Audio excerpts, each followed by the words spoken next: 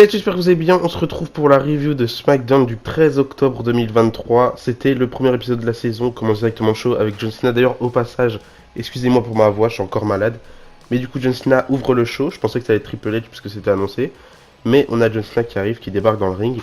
Sans plus tarder, il a même pas le temps de dire 2-3 mots. On a Roman Reigns qui fait son entrée. L'entrée qui dure 10 minutes. Ça prend énormément de temps d'écran, mais on a Roman Reigns qui arrive dans le ring, il a accompagné tout le monde, si je dis pas de bêtises, sauf Jimmy Uso, c'était intéressant à savoir, sauf Jimmy Uso. Donc là, on a un face-à-face entre Roman Reigns et John Cena, c'est intéressant puisqu'on savait qu'il y avait des rumeurs de match entre John Cena et Roman Reigns. Moi, personnellement, j'étais pas trop contre, ni trop pour réellement, déjà parce qu'on a déjà eu ce match-là entre Reigns et Cena, et j'avais pas forcément envie de revoir ce match-là, mais je me disais, si ça arrive à Crown Jewel, ça fait un bon petit match pour patienter, et comme ça, on passera à autre chose, à un programme plus intéressant pour des vrais pay-per-view. Quand je dis vrai pay-per-view, je pense que vous comprenez ce que je veux dire par là. Mais du coup, on a Roman Reigns qui dit à John Cena il est chez lui, c'est son show, il est champion depuis, d'ailleurs j'ai oublié combien de jours ça faisait qu'il était champion. Et John Cena il va juste acquiescer tout ce que Roman Reigns va dire. Déjà, Roman Reigns il va demander à John Cena de le reconnaître, sinon bah on va te casser la gueule, hein, on va te faire si tu me reconnais pas. Mais John Cena, il va dire que finalement, il reconnaît Roman Reigns, il reconnaît que actuellement ce qu'il fait c'est exceptionnel. Il est champion depuis quasi 4 ans, si je dis pas de bêtises, 3 ans, 4 ans. Ça fait énormément de temps que Roman Reigns est champion. Mais aujourd'hui, il n'est pas là pour demander un match de championnat. Il veut pas sa revanche, il veut pas quoi que ce soit parce que tout simplement, il l'a pas mérité. Il estime qu'il n'a pas mérité d'avoir ce match-là et c'est bien de la part de John Cena de dire ça. On n'a pas de match de championnat tant qu'on l'a pas mérité. Mais par contre, il connaît quelqu'un qui a bien mérité son match de championnat. Et là, on a LA Knight qui fait son entrée.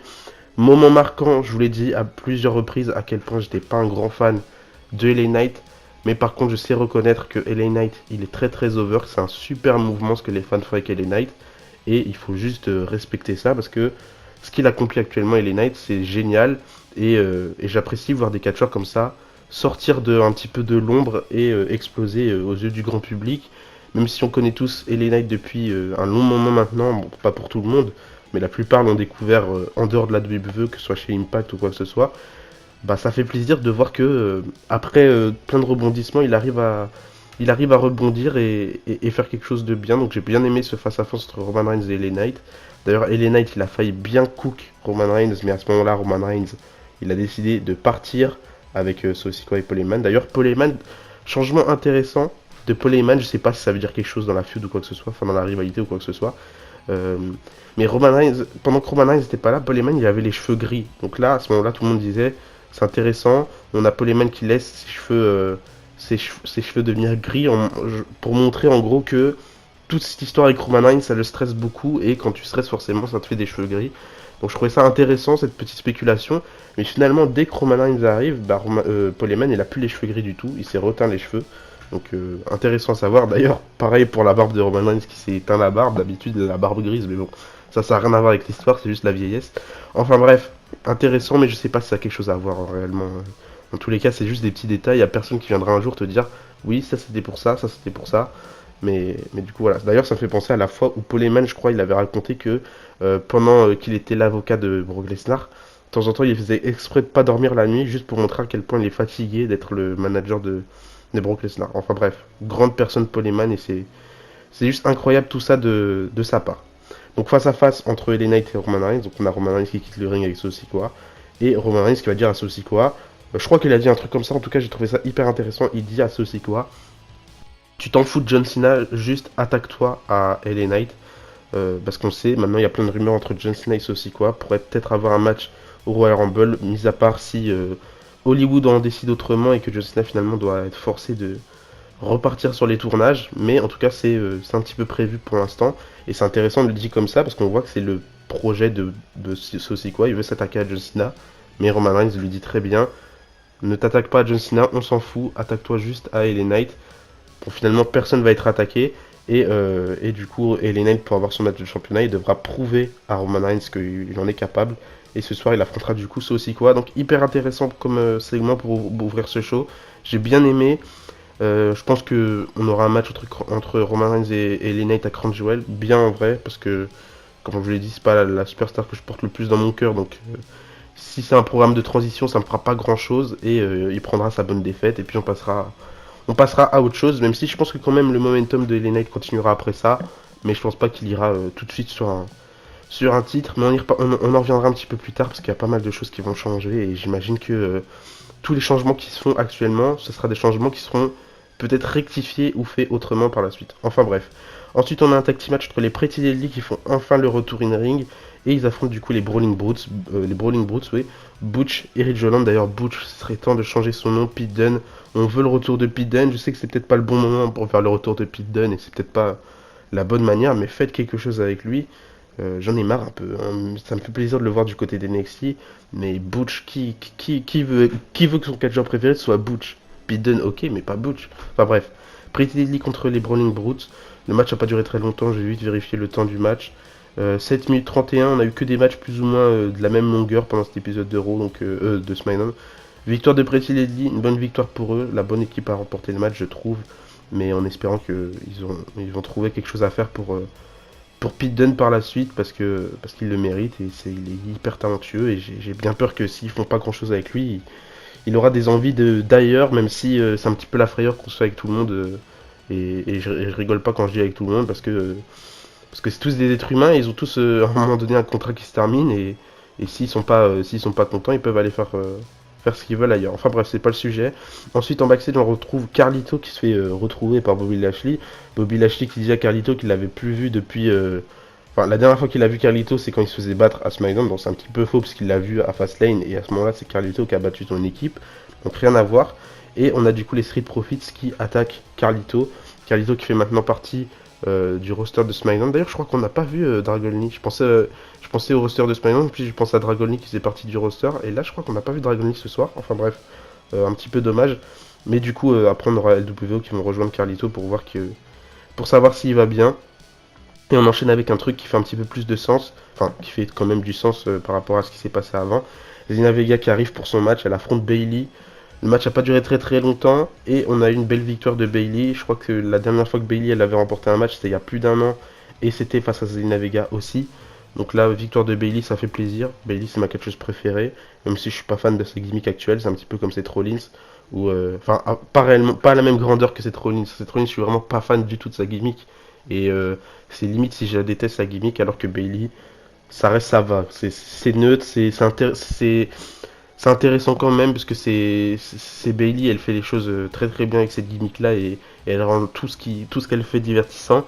Et c'est juste que j'aimais énormément sa gimmick d'avant, contrairement à beaucoup de fans qui détestaient ça. Je me rappelle qu'à l'époque j'étais un des seuls à kiffer cette gimmick là et kiffer cette Bayley là, alors que tout le monde n'aimait pas trop. Mais je comprends que on est tous des avis différents. Enfin bref, victoire de Bayley et ça fait plaisir. Et après le match, on a Damage Control qui continue d'attaquer Zelina Vega avant que Charlotte Flair débarque pour faire fuir Zelina Vega. Je sais pas c'est quoi le projet de Charlotte Flair en vrai. Je sais pas si son but c'est s'attaquer à Damage Control ou viser un titre. Si elle reste loin de Io Sky, pour moi ça me fait plaisir, mais bon là elle attaque, elle vient sauver Zelina Vega face à Damage Control, donc à mon avis ça va continuer et je suis peut-être pas fan de voir ça. Ensuite en retour de pub on a Triple H qui fait son entrée pour nous faire son annonce. De base il n'y avait pas trop d'annonces, enfin c'était pas annoncé qu'il allait nous faire une annonce, mais on imagine bien que s'il est là ce soir c'est pour nous dire quelque chose. On a Triple H du coup qui est dans le ring, il est accompagné d'Adam Pearce et d'abord il va commencer par reconnaître le travail immense que produit Adam Pearce depuis des années maintenant. Il s'occupe des superstars de Raw, il s'occupe des superstars de SmackDown et ça fait plaisir de mettre un petit peu de crédit sur Adam Pearce, lui qui est à la limite d'être une légende du business, je pourrais dire, grand champion de la NWA, c'est vraiment un très très grand catcheur et actuellement la WWE fait du énorme travail en tant que figure d'autorité, que ce soit pour Raw et pour SmackDown, donc il va commencer par remercier Adam Pearce pour tout ça, mais ils vont se faire interrompre par Dominic Mysterio qui se plaint un petit peu du fait que Jey Uso et Cody Rhodes vont défendre leur titre ce soir, alors que ils vont devoir défendre leur titre la semaine prochaine. Et ils vont devoir défendre leur titre face au Judgment Day, donc ça le déplaît fortement à Dominic Mysterio, et il est là pour rectifier un petit peu ça. Sauf que Triple H là il va dire à Dominic Mysterio qui demande ça à la mauvaise personne, puisque désormais Adam Pearce c'est le général manager de Raw, mais maintenant il va lui présenter le nouveau général manager de SmackDown. Ça fait plaisir, qu'est-ce que ça fait plaisir d'avoir deux figures d'autorité distinctes pour chaque show. ça rétablit un petit peu l'ordre et ça fait plaisir. C'est important d'avoir des general managers pour chaque show, surtout quand tu as deux shows séparés comme ça. Et là, je trouve que c'était la bonne décision qui a été prise. Donc, il nous présente le nouveau general manager de SmackDown, Nick Aldis, ancien champion NWA. Un petit peu leur point commun avec Adam Pearce. Donc, on a deux champions, deux anciens champions NWA en tant que général manager et ça fait plaisir parce qu'on sait que Nick Aldis il est signé par la WWE depuis maintenant quelques mois. Il était producteur et je pense qu'il est toujours producteur à la WWE, donc c'est lui qui dit comment se passent les matchs aux catcheurs, etc. C'est un petit peu le rôle de l'agent. Je sais pas réellement comment ça se passe, hein. Je suis pas dans les coulisses, mais en général un producteur c'est lui qui dit bon, ce serait bien que tu fasses ça, ce serait bien que tu fasses ça. Après il y a les catcheurs qui donnent leurs idées, j'imagine. Donc imaginons que Cody Rhodes il a un match ce soir, il va demander à Nick Aldis ou peu importe son producteur, oh, ce serait bien si je fais un move comme ça. Et en général, c'est un petit peu le rôle des producteurs de structurer un petit peu les matchs, même si les catcheurs savent très bien faire le boulot eux-mêmes. En gros, ils font la plus grosse partie. Et les producteurs, ils disent, je pense, comment se termine le match. C'est un petit peu leur rôle. Mais du coup, il avait ce rôle-là depuis quelques mois maintenant, Nick Aldis. Ça n'a jamais été, j'imagine, dans les plans de WWE de le faire catcher. Mais là, il devient une figure apparente à l'écran. General manager et ça fait plaisir et je pense il peut remplir complètement ce rôle-là. On sait que Nick Aldis c'est le mari de Mickie James. Mickie James, je crois qu'elle a un match contre Trinity, donc Naomi, cette semaine à Impact. Et c'est peut-être son dernier match à Impact, donc peut-être qu'elle pourrait refaire son retour à la WWE. Je crois que la WWE, ils voulaient faire un truc avec Mickie James et Nick Aldis qui soit en gros co-général manager. Ça pourrait être intéressant, j'ai hâte de voir qu'est-ce que ça pourrait donner, en espérant que Mickie James puisse revenir à la WWE et terminer sa carrière comme il se doit, même si elle fait du très très bon boulot du côté d'Impact et j'apprécie réellement le bien qu'elle fait à cette division par équipe qui est juste cette division féminine qui est juste excellente du côté de Impact Wrestling. Donc on a Nick Aldis qui arrive face à Dominic Mysterio. Il dit premièrement à Dominic Mysterio qu'il est ravi de le rencontrer, il est très fan de Rey Mysterio. C'était très très drôle comment il l'a dit, d'ailleurs Triple H juste avant ça, il dit un truc très très drôle aussi. Il dit qu'il essaye de lire sur les lèvres de Dominic Mysterio parce que jusque-là il croyait que c'était truqué un petit peu ces bruits de foule, mais finalement il se rend compte que c'est pas du tout truqué, les gens l'aiment pas du tout. Mais là, la phrase que Nick Aldis a sortie, là, je suis très fan de toi, mais je suis très fan de ton père, c'était extrêmement drôle. J'ai adoré cette introduction de Nick Aldis et du coup à ce moment-là, Nick Aldis va nous annoncer une nouvelle chose. La superstar qui devait être draftée en échange de Jey Uso à SmackDown arrive tout de suite et c'est Kevin Owens. C'était un petit peu pressenti, surtout depuis que Sean Ross de Fightful avait révélé que ça n'a jamais été dans les plans de WWE de drafter Cody Rhodes à SmackDown en échange de Jey Uso. Et là, à ce moment-là, tout le monde a spéculé que c'était Kevin Owens ou Sami Zayn, que en gros le groupe allait être séparé. Je pense que c'est un petit peu le meilleur choix. Je pense que Kevin Owens et Sami Zayn ensemble, ils étaient un petit peu en perte de momentum ces derniers temps. Ils avaient tout fait, ils ont perdu leur titre, puis ils avaient plus grand chose à faire. Ils ont perdu leur opportunité face à Cody Rhodes et Jey Uso. Et je pense que ça allait être un petit peu la fin de ce duo si mythique. C'est un petit peu dommage parce que c'est deux amis qu'on sépare. Il y en aura un Raw, il y en aura un SmackDown maintenant. J'espère juste que la WWE va faire les choses correctement. On sait que la WWE a des grands plans pour Kevin Owens, peut-être pour l'année 2024.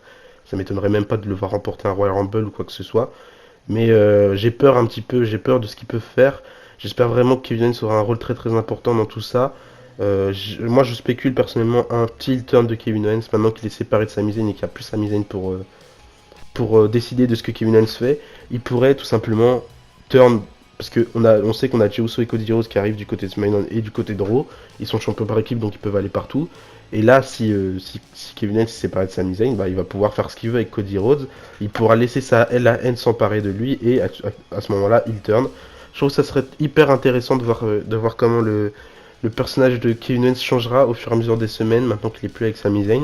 Et de l'autre côté, j'espère que Sami Zayn va pouvoir reprendre le momentum qu'il avait juste avant de retrouver Kevin Owens, donc le fameux momentum avant qu'il affronte du coup Roman Reigns. J'espère qu'ils vont faire quelque chose de lui parce que vraiment il y a quelque chose à faire avec Sami Zayn. C'est le moment de reprendre ce qui n'a pas été fait pendant que Vince McMahon était aux commandes. Et je pense que Triple H en a pleinement conscience et je pense qu'il peut faire quelque chose avec Sami Zayn. Et j'espère en tout cas qu'ils seront pas oubliés, qu'ils vont avoir un rôle important. En tout cas, j'imagine que s'ils ont drafté Kevin Owens à SmackDown, c'était pas pour rien. Je pense que sinon ils les auraient gardés en équipe, ils les auraient fait patienter. C'est un petit peu dommage de ne pas avoir eu le match contre DIY, visiblement. Mais tout ça peut encore changer. On sait que Cody Rhodes, il est toujours à Raw et qu'à un moment donné, il va devoir affronter Roman Reigns prochainement. Donc soit il gagnera un Royal Rumble et ça va le faire drafter directement, ou soit bah, il va devoir avoir encore des changements et peut-être une draft en vue. J'en sais rien du tout, j'en ai aucune idée. Mais en tout cas, Choix intéressant, juste hâte de voir comment tout ça va être tourné.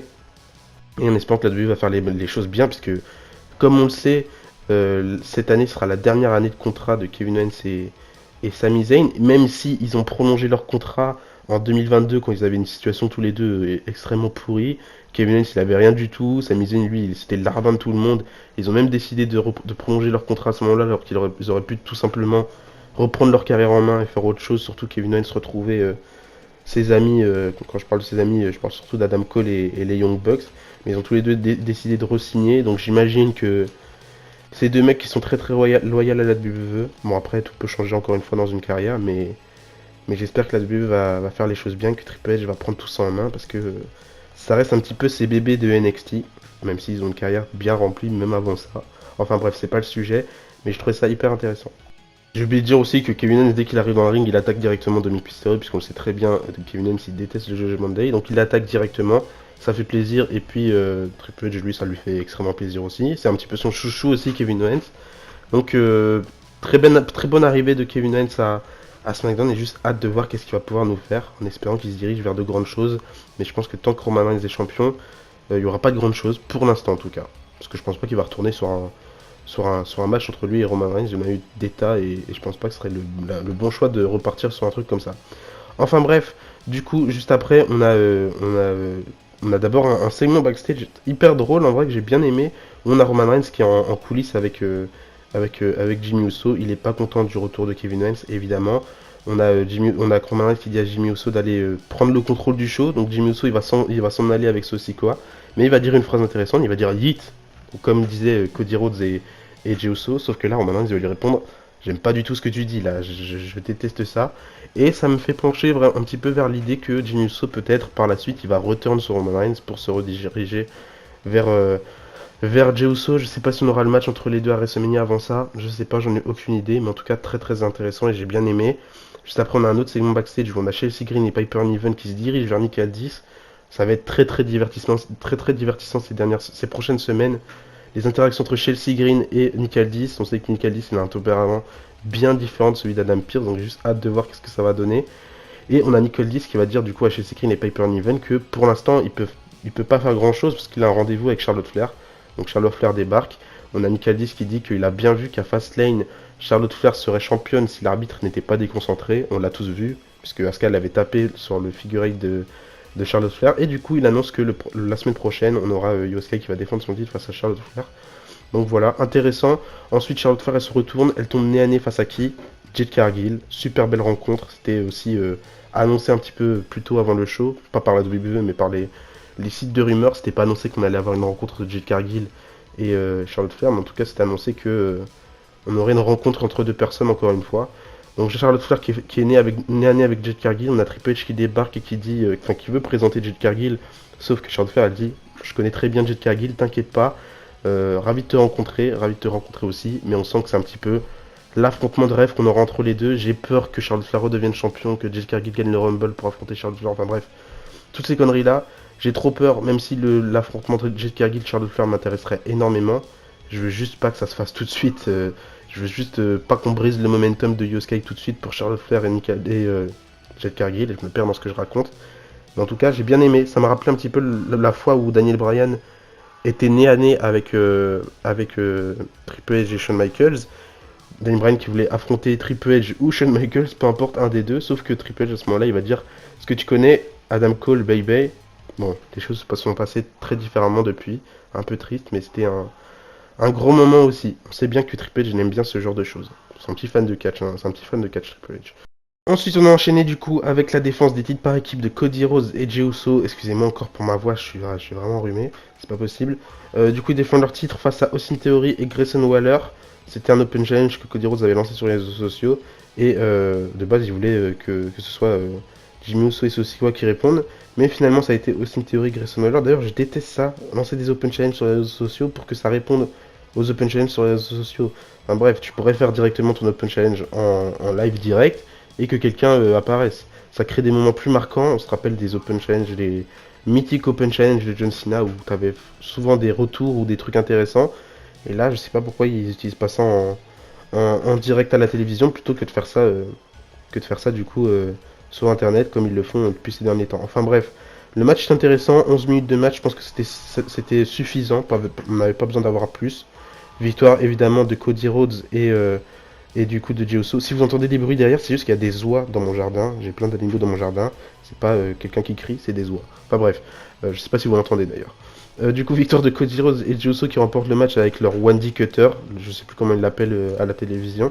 Mais j'aime beaucoup ce finisher, même si depuis deux finishers, on a toujours Cody Rhodes qui retombe sur la nuque. Je sais pas s'ils vont annuler finalement ce finisher parce qu'il arrête pas de retomber sur la nuque et je sais pas pourquoi, je sais pas pour quelle cause. Peut-être qu'il est trop haut sur le cutter et forcément la chute est un petit peu plus difficile.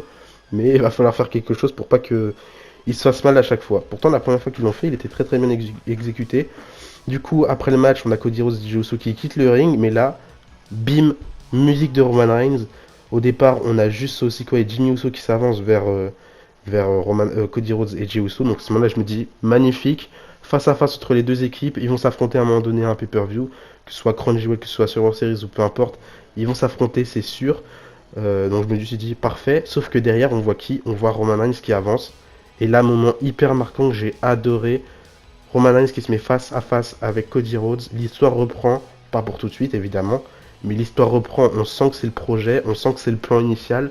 Et on va à un moment donné, ça va repartir, à un moment donné, ça va péter. On sait que on sent que Roman Reigns est un petit peu déçu de sa victoire à WrestleMania parce qu'elle s'est pas faite comme il le voulait. Il sait très bien que si personne intervenait, Cody Rhodes remporterait ce match facilement. Enfin, pas facilement, mais en tout cas, il allait remporter le match. Et Cody Rhodes qui est forcément frustré de comment ça s'est terminé. On sait que les deux s'attendent, on sait que les deux vont rectifier un petit peu le tir. Et en tout cas, j'ai hâte de voir ce moment-là. Et d'ailleurs, moment hyper intéressant aussi, c'est le nouveau general manager de SmackDown qui va les séparer, donc Nick Aldis. Et ça fait bizarre de voir Nick Aldis et Cody Rhodes à la WWE, deux anciens champions NWA, et on sait qu'ils sont déjà affrontés une fois en tout cas à All In, le premier show organisé, on va dire un gros show organisé par la Ring of Honor et Cody Rhodes et l'Elite. Ça me rappelle des bons moments, fin 2018, c'était un super bon show et c'était un super bon match d'ailleurs Cody Rhodes contre Nick Aldis, ça me fait plaisir de les voir tous les deux et encore plus plaisir de les voir tous les deux à la WWE, mais j'ai adoré ce moment-là. Et ensuite, on est parti sur le main event, du coup, c'est aussi quoi qu'affronter LA Knight. Match intéressant, j'ai vite voir combien de temps il a duré ce match-là, mais je crois qu'il a duré 15 minutes, pas plus. Il a duré 12 minutes, donc juste une minute de plus que le match précédent. À la fin du match, évidemment, construction assez basique. On a Jimmy Uso qui débarque, on a John Cena qui vient pour faire le save, il vient faire un attitude adjustment sur Jimmy Uso, mais on a Sikoa qui est là, qui va mettre un Samoan Spike sur John Cena. Ça coïncide un petit peu avec ce qui se passera par la suite si on a le match entre les deux. Donc intéressant à voir aussi.